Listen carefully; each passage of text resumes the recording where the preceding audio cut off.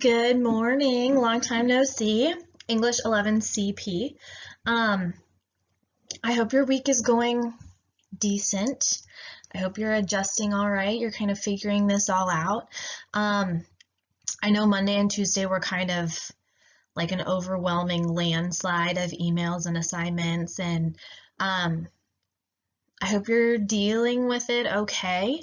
I'm here for any questions that you have. I am waiting for you to email me so that I can clarify things and explain things. All of your teachers are, so we're here to help you however you need it. This video is going to go over kind of what we're doing this week, but it's also really going to give you some good information and instructions about the Romantic Hero film project. So, as kind of a checklist for us, we are looking at reading The Virginian through Chapter 5.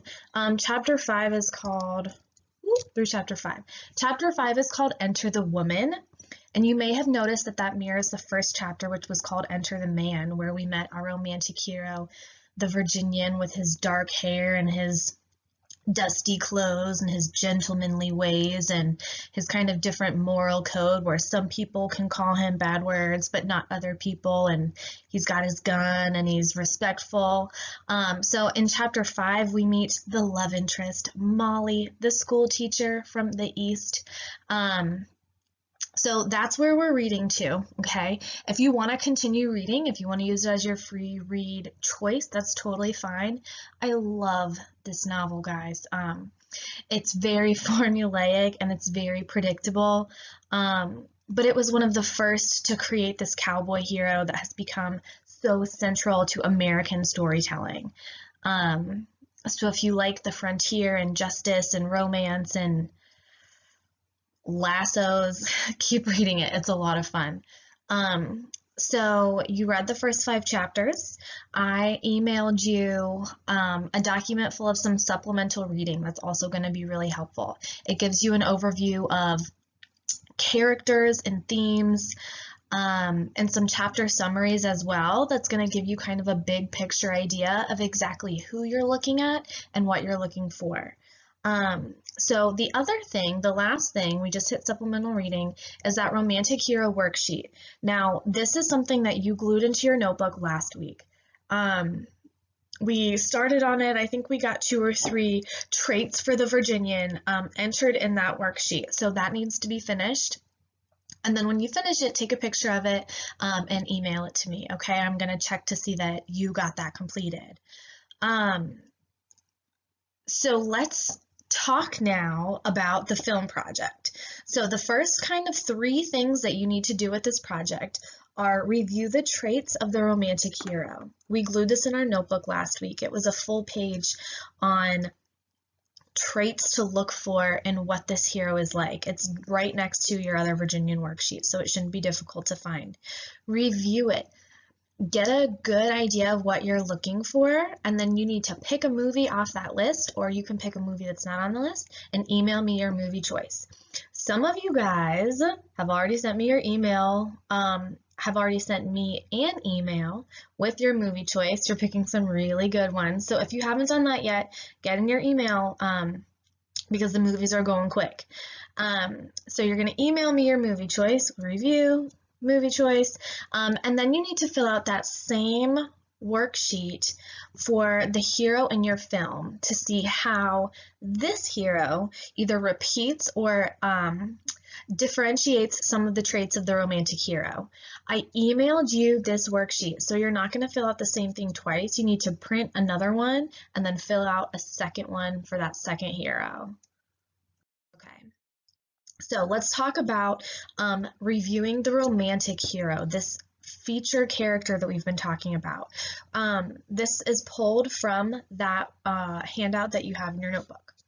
So the hero rejects established norms and conventions. We're thinking about how the Virginian rejects some established practices of society. And you know, one of the major ones is that he moved to Wyoming to be a cowboy, and that was pretty much a rejection of the establishment there. They have been rejected by society or placed outside the structure of civilization.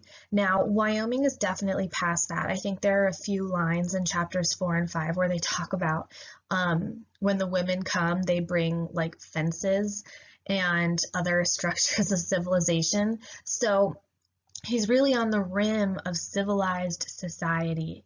And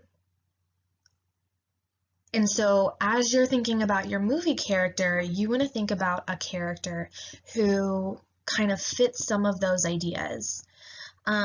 This character represents the force of physical nature, amoral or ruthless, yet with a sense of power and often leadership. So I like this idea of a force of physical nature. This gives me an idea of like natural strength, where they work hard, they're very diligent, but kind of that strength and leadership comes very naturally to them. And the idea that they could be immoral or ruthless really shows us that they have their own moral code that keeps them from taking advantage of their strength over like innocents or marginalized people that wouldn't be able to defend themselves. And then I'm kind of covering up that last one, but it's on your worksheet, so look it up. So the last few that we have here, this is like our big list of bullet points at the bottom of that page. So some ones that I definitely saw in the first few chapters are the idea of simple morality, that even when all of the others are kind of crass and like gambly and kind of like rough around the edges, he's kind to the landlady, he's very respectful, he sends flowers to the sick lady just because that's like the right thing to do. We see in his conversation with Uncle Huey that he is resistant to the idea of marriage, but you know, eventually he will be conquered by romance. Many good men have fallen to romance. Let's see, leading a rural, solitary life. That's absolutely him. And we see kind of that idea of solitary life, or even in isolation and alienation, that the narrator, not the Virginian, the narrator is like so shocked that he took this whole train out to Wyoming and they have 263 more miles to travel. Just the distance between everything is so big, people are so small, and the wilderness is so enormous. So these are just a few that you can kind of pull out, and you don't need to have pulled out the same ones that I have because he shows almost all of them in some way or another. And if you feel like the first 5 chapters didn't give you enough to work on, by all means, keep reading. He's going to do more heroic and romantic things. Or just skip to the end. It's really good. Okay, so for my pretend project that I'm doing for this class, I would pick The Virginian and Pocahontas.